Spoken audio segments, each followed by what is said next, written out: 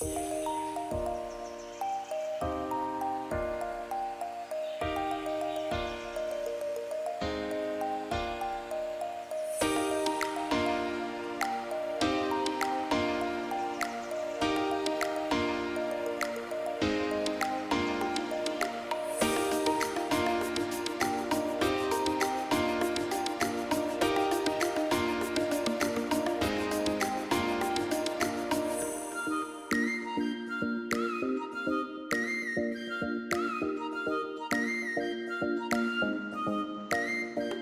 Shipyard Pyjama Party, Dempsey and Makepeace, Season 3, Episode 7, Out of Darkness. Out of Darkness. Yeah, because that is very like an episode of the X-Files, you know, where Scully's taken by a creepy guy and... Oh, Irresistible. Yes. On Rue, the other one. She was kidnapped more than once. This is true, yeah.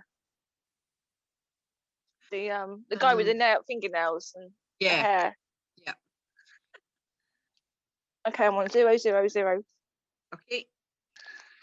So it's I was going to say, considering it's a series which doesn't really have a lot of overt shippiness in it, a lot of the episodes do have a shippiness to them. Like the one where they rob the bank and he's concerned about her, and you know, he goes to the hospital and picks her up. Yeah, there's a lot of the your life's in danger, so I'm worried about you stuff. Yeah. Yeah. Oh, wasn't she in she was in Casualty. Yeah, in Casualty. I loved her when she was in Casualty. She was my favourite. But she's another brown-haired with the same hairdo. Did every woman around 30 just have the same hairdo? Oh, everyone had those side layered bits. Yeah. Oh, and she's wearing a tracksuit. Okay, they're back. Very attractive. Yeah. Pale green tracksuit. Yeah. Putting her casserole in the oven. Going to do her ironing. That's what you do of an evening when you live alone, apparently. God, those wires look a bit bad behind the television. That's a firehouse. This looks like the start of an episode of Casualty when you're trying to guess, how's she going to die? How's she going to get injured? Fire from all the plugs. No, she was going to burn some herself on the cooker. So she's now opening the window to listen to the jazz band across the way.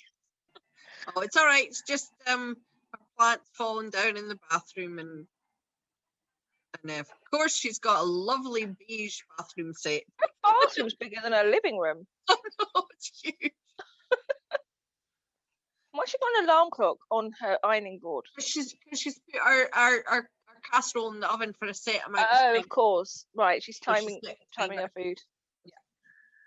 Now I just asked my Alexa to do it, but and there's a strange man in her house. But she's holding an iron. You think the strange man the strange man in her house was just the same man she just saw at the laundrette. Yeah. He's followed her home. You know, if you were going to put bets on, you think she's got an upper hand here. She's just saying, she carries on with the ironing just to go away. Yeah. You'd think she'd be a little bit more forceful about a strange man being in her house. Yes. I would have clonked him on the head with the iron as soon as he appeared. Yeah. Oh, and he's trying to kiss her because obviously. Oh, into this. It's very artsy. The ironing board falling over turned into a car turning. That's very artistic.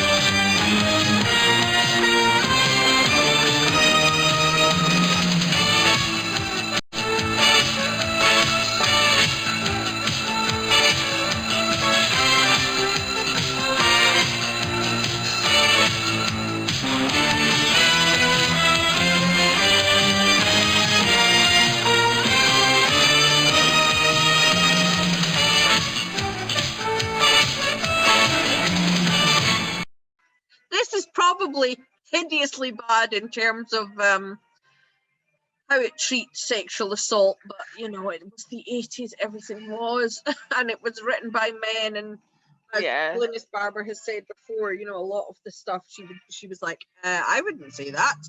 I mean, there was still a very serious divide in the sexes and the roles and everything in the 80s. Yeah. Somehow the guys managed to record the conversation in the flat where he breaks in. Yeah. And then they're now listening to it in the office. Again, you've got what, 1, 2, 3, 4, 5, 6, 8 men and Makepeace listening to this. No, sorry, 10. There's 10 men in this office, and then Makepeace on her own. It's very well shot because they are all in a wall, and then Makepeace is at the front. It really is highlighting how out of. And she's separated from them by the tables. Yeah. All the men are on one side of the desk, and then Harriet's on her own on the opposite side of the desk by herself. So just as she's standing alone against this as a woman in this male environment, listening to this woman being abducted. And and how she reacts to it differently than they do. To them, it's just a case. It seems more personal to her. Yeah. But she feels it because she knows what it's like to be a woman walking down the street on your own and watching behind you. So it's actually, they have got depth to it, you know, it's not just a throwaway story. But this is season 3, so this must be by the time she's had influence, you know. Yeah, it's episode 8 of season 3, I think. It's right near the end. Episode 7. Yeah. Episode 7, sorry. So they have written this with a female character in mind to see how different. Yeah, I think by this point they're a lot more specific to her as opposed to being a adaptation of an older script. Yeah. That's everything we have on him to date. First 2 victims were found in the bath. As you'll see, the injuries are quite severe. We have to get him before this girl ends up the same way. That the first tape he ever sent? Yeah. He's getting to think of himself as some kind of celebrity. Why does he have to boast about it? Was that a radio on a tape? Sounded more like a pub. Jazz band in a pub. It's the best lead we've got. Brewery reps and music agencies are listening to copies of this now. It shouldn't be difficult to identify, but the problem is how soon. What about the girl? There were other noises on that tape. Marconi's men are stripping the tape now. This guy wants to get caught. What about the girl? Good. We can't identify him, we go for her. Missing persons. Sir? Yeah, check the mortuaries and hospitals, too. She could still be alive. You want to bet on it? The others were not killed until about 20 hours after they were abducted. Well, if he's consistent, that gives us half a day. Well, that just may be enough. She's been really optimistic, saying that don't rule out the fact that she's definitely been murdered. It's like they've already written her off. I think at this point there's been 2 murders already that they've discussed. I've seen the creepy guy now touching all her things. He's kind of making himself at home, isn't he, in her domain? Yeah. But he's not killed her. She's just tied up. Yeah, she left her on the sofa in a bright green tracksuit. Yeah. Yeah, he's in the flat. He's trying to give her something to eat and drink, but she's having none of it. Yes. He's trying to find out whether she's got a boyfriend or not. Yeah. So it's in a way, I guess it's similar to Love You to Death, in that this is somebody that's mentally ill. Yeah. You know, a lot of Dempsey Makepeace is gangland stuff. You know, like we said in the first, protection racket and drugs and things. So but there are a few of these sort of which are much more psychology, as my dad would call them. It's a psychological. Yeah, I think these are both. I mean, this is actually in many ways very similar to Love You to Death, because that focused on how it was affecting Dempsey. Yeah. But this one it focuses a lot more on how it affects Makepeace. Makepeace, yes. Exactly. So on both episodes, the cases become, well, obviously for Dempsey because it was around him, but they become very personal to both of them in both episodes. Yes. They did do, I suppose they did a couple of episodes like that every series. Yeah, because she had the one at the Judgment at the end of season 1 where Makepeace's best friend got murdered. Yeah. And so I think. And obviously they're the ones that are tied to Dempsey's past, you know, Silver Dollar and yes, the burning and stuff. Yeah, burning part 1 and 2. I think that'll be one we'll come back to down the line. And what's the one, the bogeyman? Oh, is that the one with his name? The guy with the feather in his hair.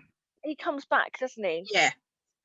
And it was the guy that was in Robin of Sherwood. Yes, that's right. And he's a criminal that Dempsey thinks if he wasn't a cop, he would have ended up like this guy. Yes, yeah, exactly. Yeah. That is a real proper 80s outfit with the long skirt and the boots and the belt around the middle. Belted. It all looks pretty stylish though. Yeah, oh yeah, totally. And there they are in the middle of Hyde Park in winter. Yeah, because Dempsey's got like 6 layers on. Yeah, he's got like a roll-necked denim shirt and a leather jacket. Yeah. Does that suggest anything to you? Lonely ladies looking to meet men? I live alone. Yeah. Do you find this amusing, do you, Dempsey? You know, typical male attitude. What do you care? There's no one out there going to rape you. You can walk into bars, you can walk down any street you like, you can go anywhere you like on your own without being hassled. How many men do you know who've been assaulted by women? How many female mass murderers can you think of, Dempsey? Okay, you're all fired up, huh? You think you know everything? Well, then use it. You heard me. You're a woman. What's he saying to you then? What's he after? He's after everything. What's that mean? It means that he keeps them in their own home. It means that he lives with them before he kills them. That's what gets to me. It's like he wants to own them completely. It's such a violation. Maybe that's the key. Well, I don't think I want to see behind this door. Control to Charlie 5. Over.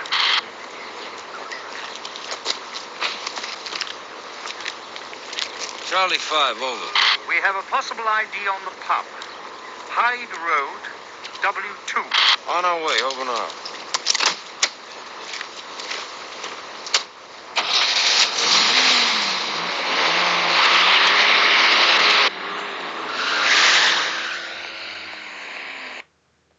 That's what's getting to Makepeace, is that the guy keeps them in their own homes and so invades their entire life. Yeah, he violates their personal space. He literally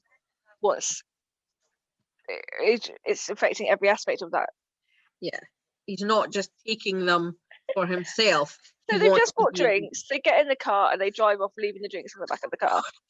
This is not a full meal. As often happens in these shows.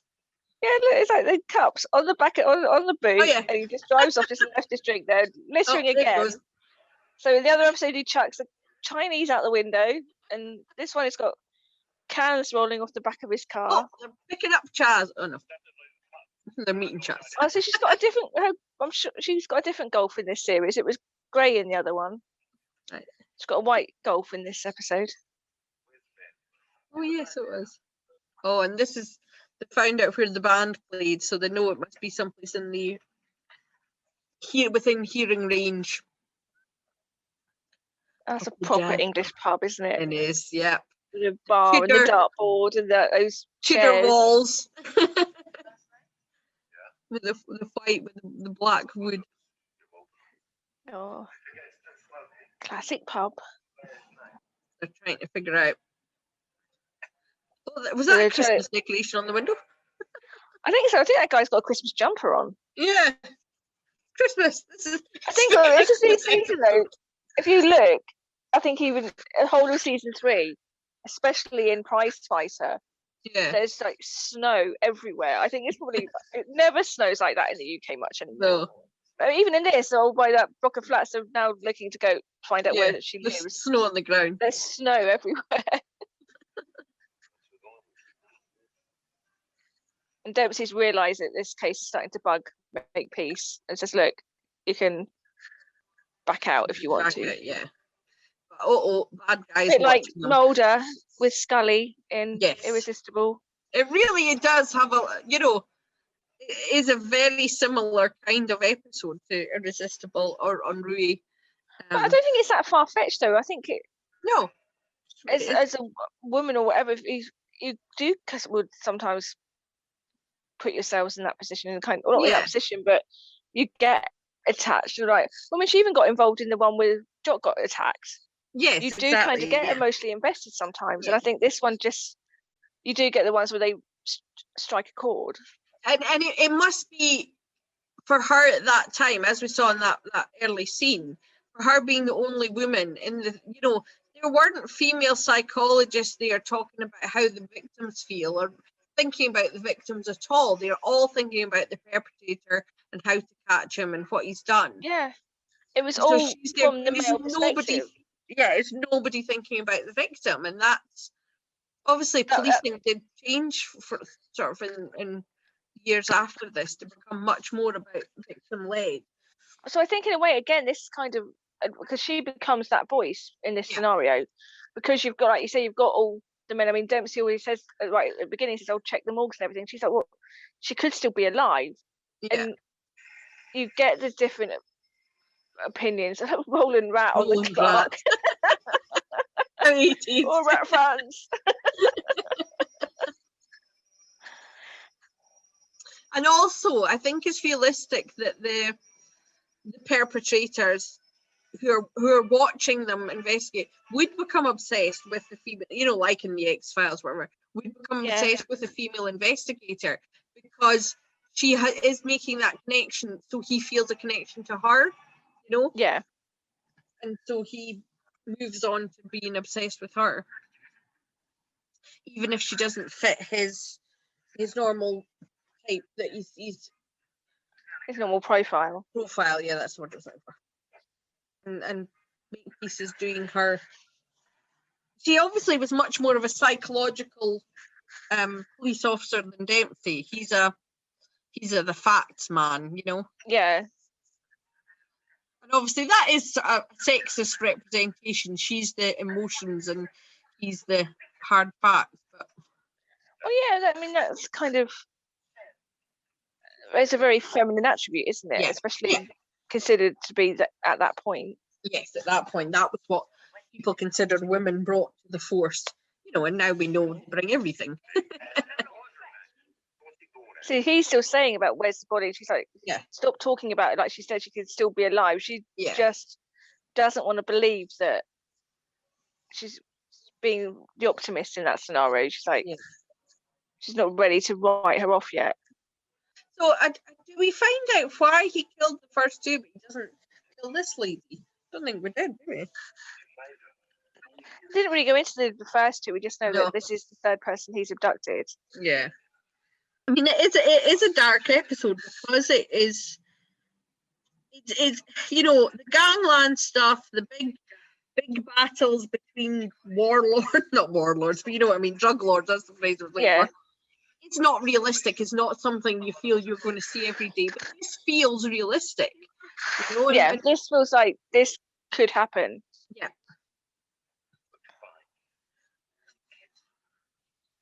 That's why I think that one in the X-Files was so significant. It's not because the X-Files was more about aliens and monsters, and to go that route was quite an unusual case of the week for that series, because it wasn't about the aliens, it wasn't about the monsters. The monsters in this scenario was just a regular human being. He didn't have any weird powers. He would just it's an interesting thing, and it brings in the vulnerability of the female partner. Yeah, as tough as she is and can fight and gun fights and car chases and street punches, but she is still vulnerable. I think with Scully, though, in that scenario, it was more because of the fact it wasn't long after she'd returned after her abduction. So she was still in that state of vulnerability anyway, and it just heightened that more. Yeah, definitely. Oh, it's what's his name from Only Fools and Horses? Mickey. Is it Mickey? Mickey, yeah. See, anybody who was anybody that went on to Casualty, to Bill, EastEnders, or any who had like smaller roles in any 80s TV show, looks like they were in Dempsey Makepeace at some point. Mm-hmm. He doesn't have a moustache here. Yes.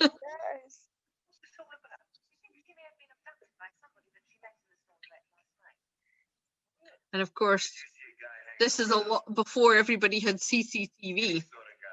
Of course, yeah. She kind of think it was a different way of policing back then because you didn't have CCTV. No. People didn't have phones. People weren't taking photos of everything or filming everything, or there was nothing like social media, or it was a completely different world. It is interesting how parallel all these male-female detective duos are. How many times there's an episode which has a similar theme, and I don't think it's a case of plagiarizing. I think it's just the same issues come up, the same topics, and they choose the same way to explore them, you know. Yeah, I mean, I don't know for certain, but I don't doubt for a second that there was bound to have been an episode like this, or maybe like CSI or Law and Order, or that kind of genre, because it isn't an unheard of scenario. So you do kind of build on that and wrap it around your main characters. Yes, exactly. You use it to focus on their relationship and the fact that they are aware of when the other is feeling vulnerable or too emotionally involved, and then when their lives are at risk, the lengths they will go to save their partner. Yeah, I mean, look at Mulder. He's like, he was climbing all over cable cars when Scully got abducted. It was like...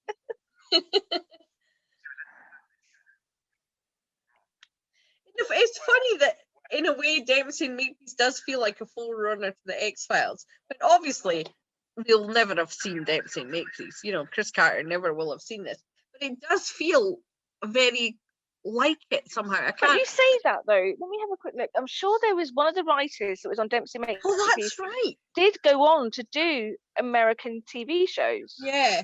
Let me. I don't think it was. Where was Randall? I don't think it was him. I think it was Tony Wainby. Yeah. No, that he's the director. Yeah, he wrote. He did. Oh, he actually went on. He wrote. He wrote an episode of the X-Files. He wrote episodes of NCIS. There we are. So he did an episode in X-Files season 9. Wow. So there is that line through. And now Dempsey's undercover as a jogger really badly. Oh, with the 1980s Walkman. Yeah. Sony Walkman. 3 Words was directed by him in the X-Files. Right. Oh, yes. SR819 was directed by him for the X-Files. Oh, now Makepeace has the direct connection to the abductor. He's phoned and she's answered, and he says, "You're the only one I can talk to now."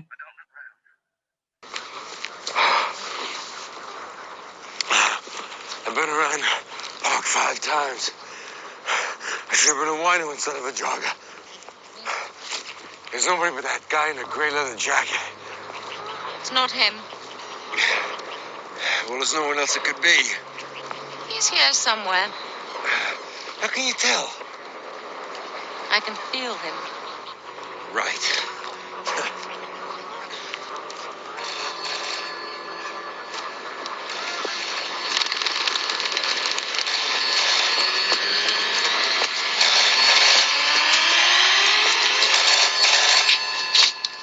Hello?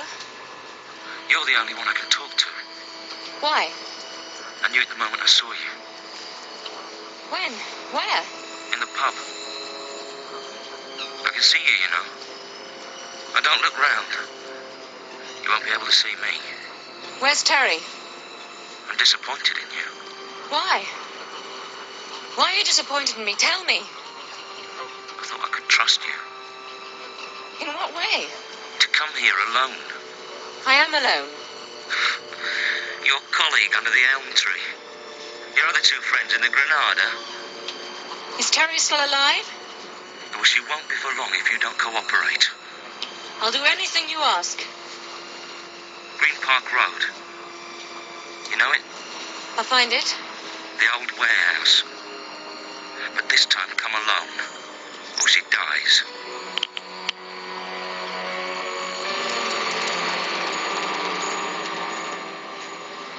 To me, it does feel like it's very influential in that style of male-female cop or detective, you know, views. I don't think before then. I don't think it was silk stockings before then, and no, it was after then. And Scarecrow and Mrs. King, but I think they were much lighter in tone, you know, a bit more like Heart to Heart, which was a bit sort of. I remember Heart to Heart being on. I don't really remember anything about Heart to Heart. I'm sure my dad and my mum and Paul watched it. I loved Heart to Heart. That was my first TV show that I was obsessed. Was there anything like this in? There wasn't anything like this in Remington Steele, was there? No, I don't think so. No, they didn't go down that route, really. I mean, Or even Moonlighting. I guess it would have been too dark for Moonlighting. Yeah, that's what I was thinking. It was a bit too dark for them. This is more kind of like the thing you'd get like in NYPD Blue or yeah, exactly. NCIS and that kind of genre. And I suppose it is, you know, as you say, with CSI and NCIS, those kind of shows with where they have the male-female partnership, it's definitely much more that kind of a thing. So Makepeace is going into a dark. They're on the docks. They're always on the docks. Oh, Makepeace is being talked around by the guy with a. Yeah, she's been told to go by herself to an abandoned warehouse, but Dempsey sneakily followed her in. Yes, because he's Dempsey. He's not going to let her go alone. No. No matter what she says. Just like she won't let him go alone places. Oh, Dempsey's taking her place. That's Dempsey all over. That is a good thing. It is an equal relationship in that, you know, it's not just Dempsey, oh, I'm not going to let Makepeace go alone, I'm going after her. Makepeace does it several times when she knows Dempsey's going off on his own, you know, to deal with whatever. She's always like, no, I'm not going to let him do it alone. But mostly because she's like, he'll do something stupid.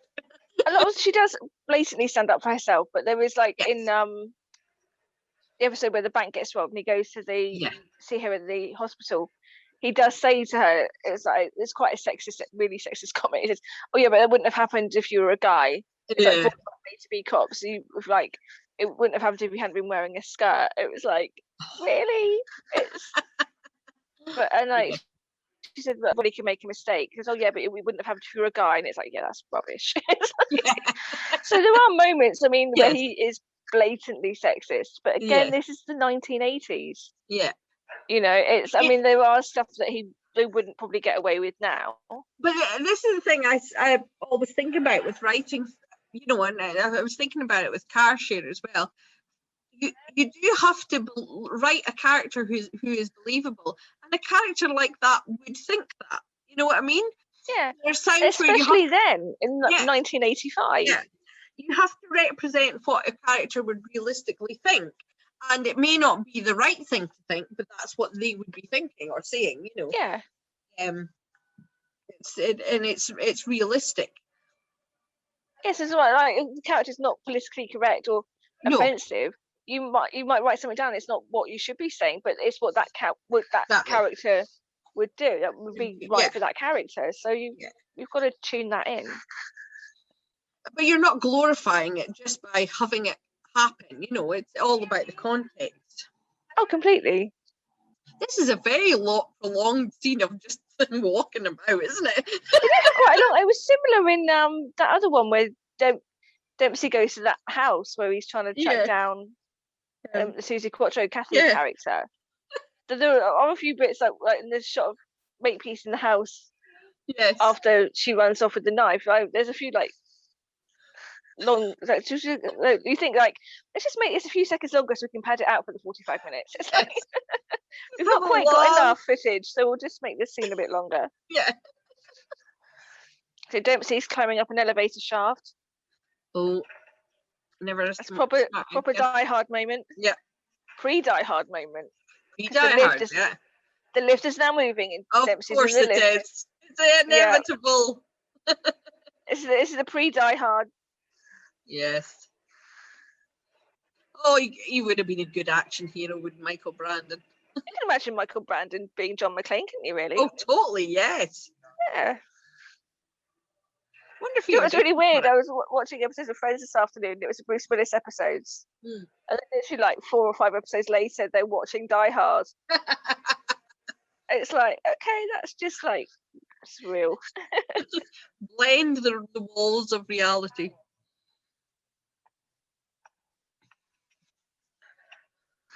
I had forgotten. There's this whole bit. It's on for quite a while, doesn't it? This whole scene.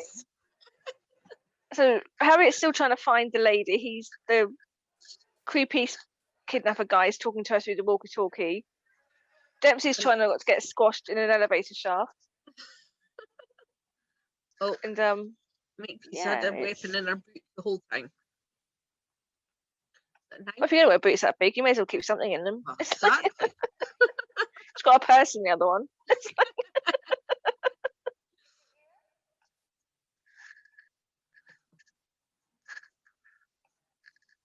Because she just still, even now, desperately wants to believe that this woman's still alive. Yeah, totally. That's what her driving force is, not so much catching him, although obviously she wants to, but it's finding Terry alive. Yeah, as well. I think with Dempsey, it's more just catching him, and But even now, though, he's saying to her, "Oh, I thought you wanted to talk to me." He's shifted from the woman that he'd taken onto her now, saying, "Well, look, forget about her. I want you to talk to me now. I want your attention, not this woman that's she's there to find." So now she's already become the object of his obsession. Yeah. Oh, what has she found? She's just found the lady. The lady's not alive. And she's and she goes. I think Makepeace goes into shock at this point. Yeah. Here comes the cavalry. Here comes Spikings and Chaz. Yeah. Dempsey's desperately trying to get to Makepeace, and this is the kind of thing you've got to love in a ship, when he's desperately trying to get to the girl. And he does that in because he really does react when in The Burning, where he thinks that Coltrane's killed Makepeace. He goes nuts. He does. Yeah. Oh, he's taking it carefully. He's not just running in. But he's found Makepeace. Yeah, he's a bit very dazed by the situation, which kind of expected, really. I mean, it's not. Oh, I do love the way he's looking at her. He's searching her with his eyes, like, what's going on? What's happened? What have I missed here? Other than the fact that it's very concerned. Oh, he's just found a clue. It's a gentleman's bracelet. Yeah. On the floor next to her hand. Lots of intense close-ups.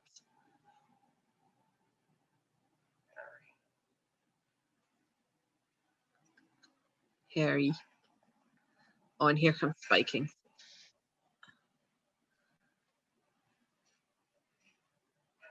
Oh, that was a 10. That was really good. Yeah, it's good. That silence was being drawn in. Yes. Even now. Just realising, we're just watching it, not talking about it. Here, drink this. I'm not in shock. Yeah, well, maybe you ain't, but your body is. It's got more sense. Drink it.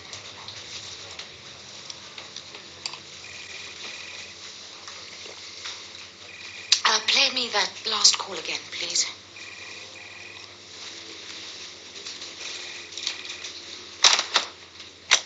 Listen, I'm listening. Go ahead. I'm going to kill again. Tonight, at 11 o'clock. Tonight, at 11. Tell the sergeant. I'll think of her when I'm killing. It'll be her. You listen to me. Are you there? Hello? Back to the office. Back in SI10. And Dempsey giving her a whiskey. Shot of whiskey. Yeah, fixes everything. Oh, okay, so she takes it. So she doesn't need it, and then she drinks it anyway. Now she's become a bit sort of obsessed, focused. Yeah, she's like, okay, this is it. I think for her now it's become personal because of her interaction over the phone and over the walkie-talkie, and the fact that he's killed the other woman. She's like, that's it now. It's become much more personal for her. Kidnapped man's driving round in his dodgy transit. And Makepeace has his ID bracelet. She's obviously trying to get into his mind. This scene, you see, that shows the difference now. Now there's just 4 guys, and they're all sitting around, and Vikings is listening to Makepeace intently. It shows that they're now turning to her to lead the investigation instead of she's just out there on her own. Now she's leading it. But Makepeace is figuring something out. Hate. That's what I felt in there. Why does he hate women so much? How old was she? 24. And the others? 28 and 30, I think. All single? Yeah, no, Mary Kimball was separated. Jobs? Janet was a cleaner, and Mary was a nurse trainee, and the other one worked in a lawyer's office. So where does that get us? They all look the same. What? The hair, the eyes. Well, it's not exactly the same, but there is a resemblance. It's her. He hates her. I think she's right. It's obviously somebody he knows. Somebody who's let him down. What good is that to us? I can't put a tail on every blue-eyed brunette in London. We've got to find her. It's our only chance. They all look the same. How could they not have noticed before now? Oh, and this is an amazing photo fit on a computer from 1985. Oh, do you remember those? Is it the BBC games? Was it Prisoner of Zelda? Yeah. Or something? We used to do amazing graphics. Oh wow, how awesome is this? And then you get your Commodore Amiga, and it would take like cassettes that would take half an hour to load your games. Yeah. And he's back with his actual wife. It just found out that he was abusive to his wife for 5 years. Yeah. And she left him, and that's why he's reacting. Yeah. That is a hideous colour front door. It was not. That was the same cover as the building. Yes. I don't know, saying that, I think that green was actually quite popular though. It was very popular. Avocado. It was a lime green, lime avocado kind of green. The colour of your bathroom suite. Oh yeah, like the colour of the inside of an avocado. Yes. Yes. Did they just have a KFC box on that table, or would I just imagine that? God, product placement in 1985. Oh. So we're now doing a radio announcement, see if anybody recognises this guy or the bracelet that she found, or Dempsey found. And saying if you're brunette and this age, you might be in danger. Oh yeah, they played the recording of his voice because he'd been phoning the police and taunting them. Yes. So now they've just got to wait. And Dempsey wants Makepeace to go home and have a rest. And no chance, Dempsey. Even Spikings knows you're barking up the wrong tree there. Except she's going. Did you see that? Do you think that he should have just walked her to the car? Yes. Spiking's gripping the bridge of his nose like, oh. Very realistic. You're giving me a migraine. Yeah. It really was silly to let her go off alone, Dempsey. Yeah, you think you should just at least walked her to a car, yeah. Or driven her home. Yes. If he threatened her, you wouldn't have left her by herself. No, exactly. Dempsey. One of these, affectations. Convenience. Yeah, convenient for plot. Uh-oh. And now he sees Harry's car untouched. Like, Harriet, where are you? Well, the door's open. Car door open. And no Harriet. And there's a note on the windscreen. Oh dear. 11 p.m. Don't be late. It doesn't say p.m. I made that bit up. But we're just assuming it means 11 p.m. 11 p.m. It could be 11 tomorrow morning, for all we know. So, scary abductor man has kidnapped Makepeace, and she's in the back of his van. I do wonder if there is a part of the writers, and I just casting aspersions, but they do enjoy having your female lead tied up. There is some who would enjoy that in a brilliant way. You do find that it's like in the XFiles. Yeah. Mulder Scully gets rescued a lot. Yeah. But the thing is, like in Remington Steele, though, you find that, how many times did Remington get knocked out? Yeah. He was constantly being left unconscious. You're lucky he didn't have like a brain hemorrhage by the end of the season, because he never went to the hospital when he got concussion. Yeah. Just gets up a few minutes later and he's fine. Poor Harriet's in the back of the van. Oh, well. Someplace. Oh, and now Dempsey's got the wife, the ex-wife, to show where his lockup is. Trying to find out where his hideaway. Looking up some under railway track warehouses. Just like in EastEnders, it's the Arches. The Arches, yeah. Used to be a couple of those down by the viaduct in Hamwell. Yeah. Okay, so they found his little hideaway. Yes. Tiny little dwarf. Why? I don't know. Just see the size of that door. That door was tiny. It's like a leprechaun's door. That door was like 3 foot high. It's surprising they didn't show Dempsey going through it.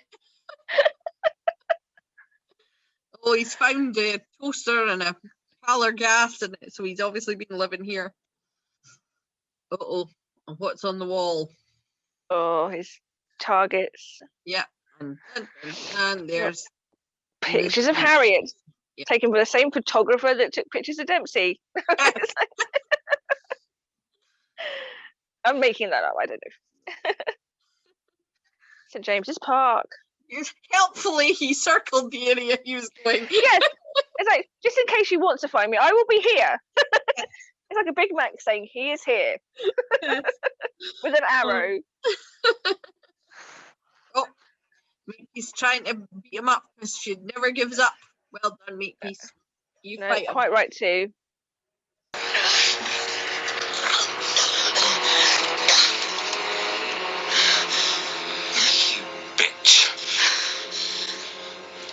It's not me you want to kill. Who is it? Is it your mother? A girlfriend? Is it your wife?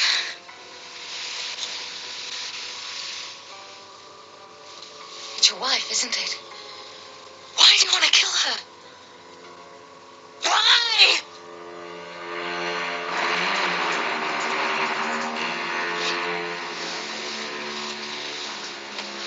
What's her name? How long have you been married?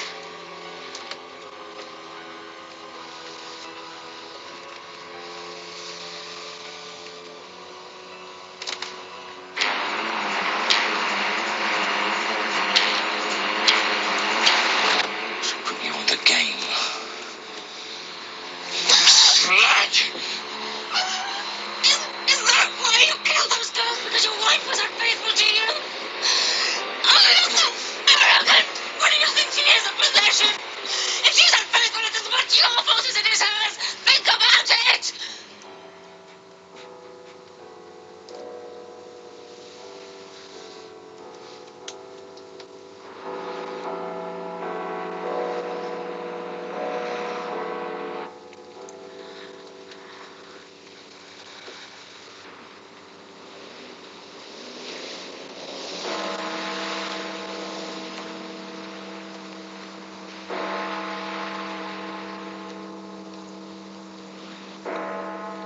I'm sorry.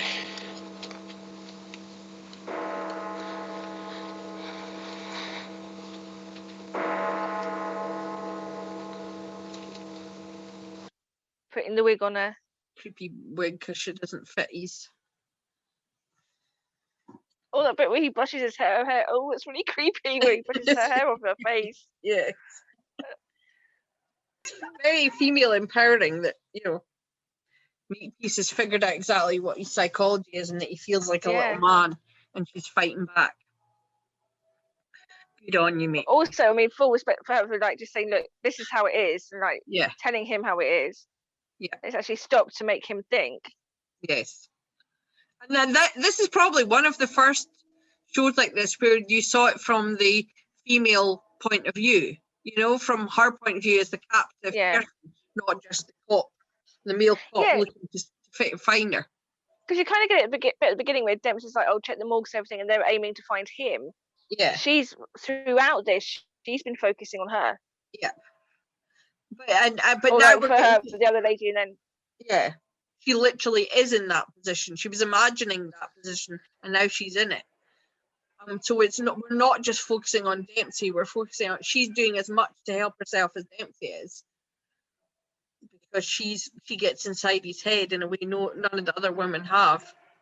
So as Dempsey's running towards it, he hears the gunshot and he screams because obviously he thinks it's too late. Yeah, it's too late. But no, the guy's shot himself because Makepeace got into his head. So she saved herself. Dempsey doesn't save her at all. Yeah. Which is amazing. That's what you think. You think, oh, he's coming to the rescue, but actually, you know what? No. She did it all herself. And she's confronted with the wife. Yeah. Oh, and the way he just rubs her head, it's so lovely. Oh, that was a really...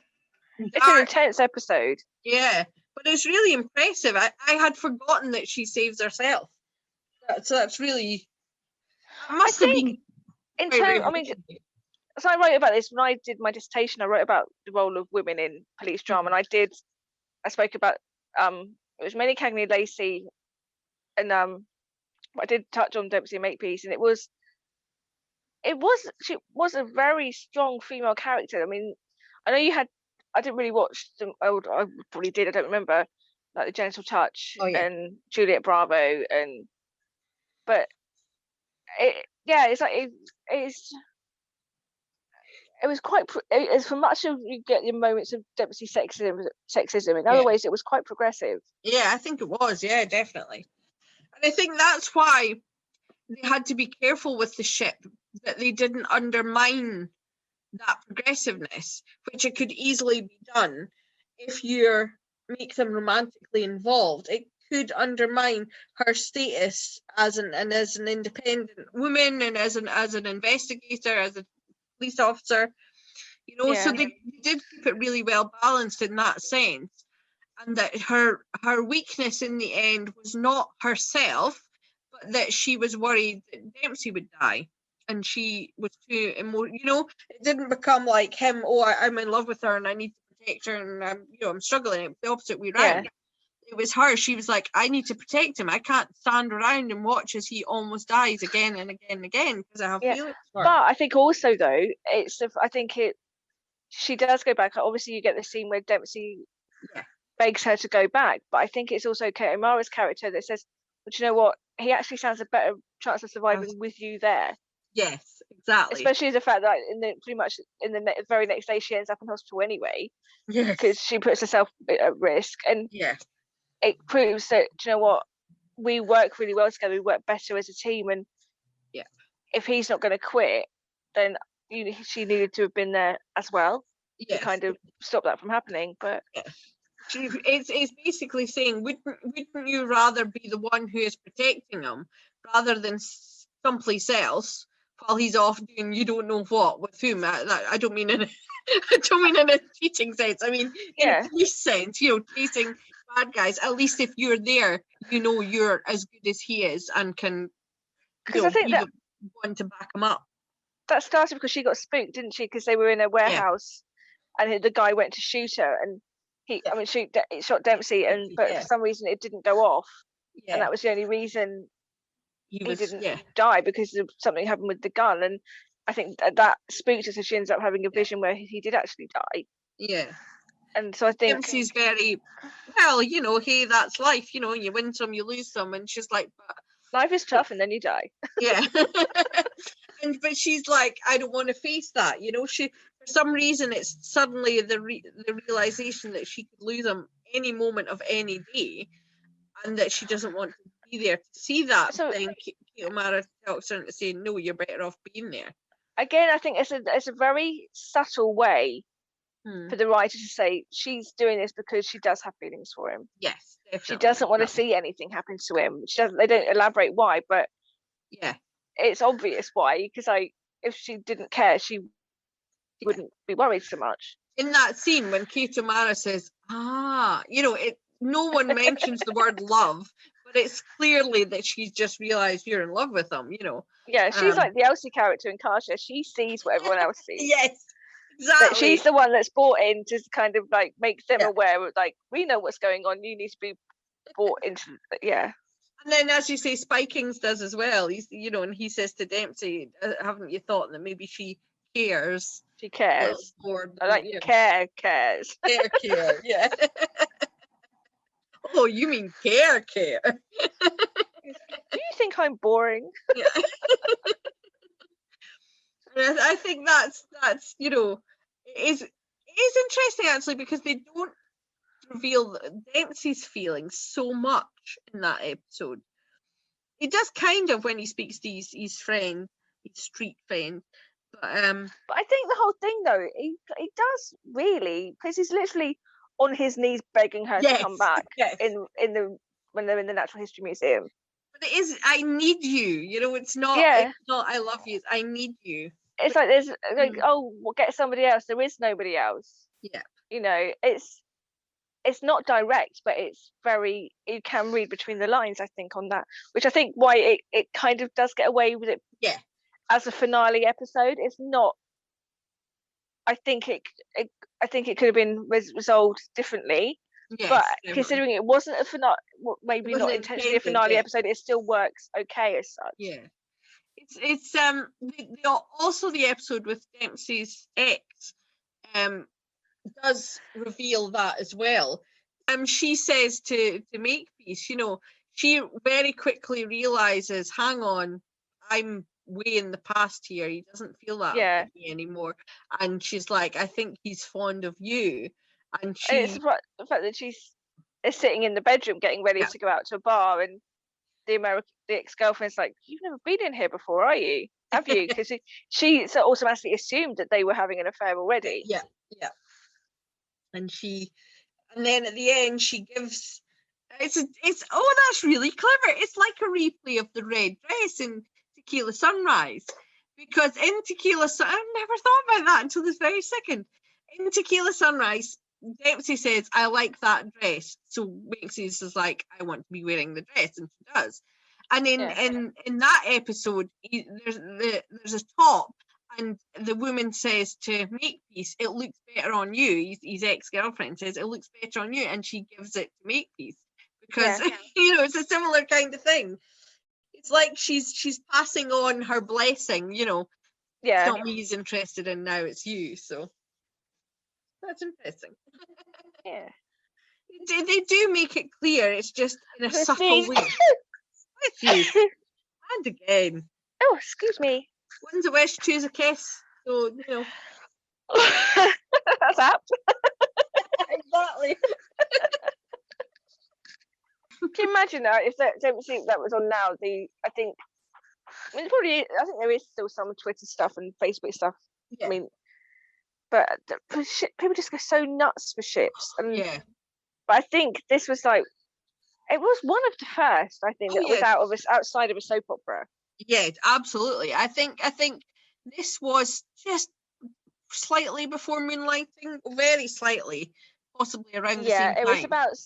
I think Moonlighting started in September.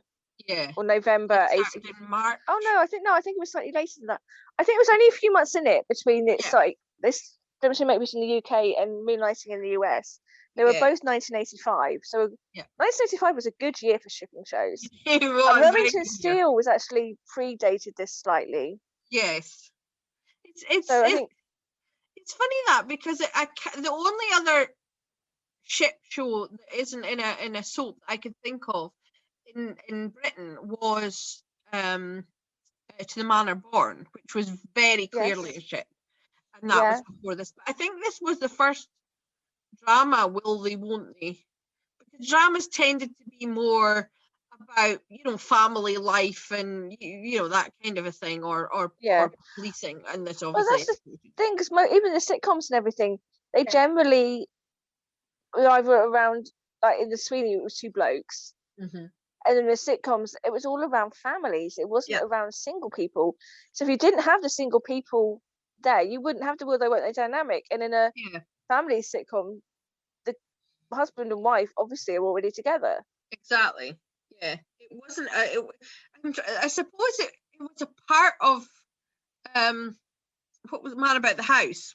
I think when it was he lived with two girls. He shared a flat with two girls. But I don't know if there's anything in like the Liver Birds or anything like that. I don't think there was. I don't know. The Likely Lads. They were but it was about friendships, wasn't it? It was about the friendship between the two women and the friendship between the two men.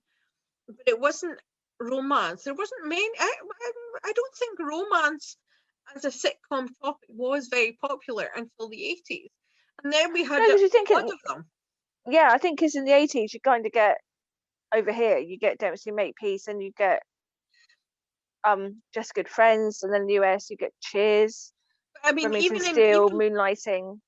Even just in sitcoms in Britain, you had To the Manor Born, you had 3 Up, 2 Down, you had A Fine Romance, all early 80s. So it was suddenly a kind of a thing that became a popular topic.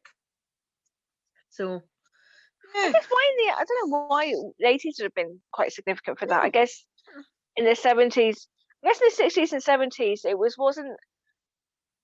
Maybe it was because people's attitudes towards love and sex changed. Yeah, that's with everything changing, like with people having babies like before marriage and all the rest of it. In the 70s, it became a lot more. Yeah, a little bit more liberal. Yes. Whereas in the 80s, it was like, well, I guess even in the 80s, it was still a little bit frowned upon because when Penny moves in with Vince, his mother was still going on about it being a stigma, the fact that they were going to be living together in sin. And that was, 87, 88? Yeah. So it was definitely a changing time. Yeah.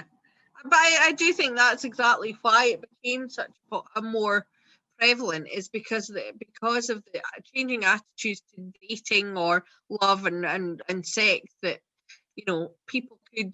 I think because previously dating was seen as a very rigid thing. You know, you went to a dance, or you went you were set up on a date, you dated in a very specific way, and then you got married. Whereas Will They Won't They's takes a romance on a very different journey, and it's either a friendship that turns into, or two people that work together. And I think that wasn't seen as not a legitimate, but a common way to meet your partner. Was, you know, it wasn't that you were friends and you denied your feelings or whatever. It was more about a set route of a relationship. So it became this much more complicated business in the 80s. Thatcher's Britain. God. Yes. Well, so there we go. That was Dempsey Makepeace. Yes, Out of Darkness.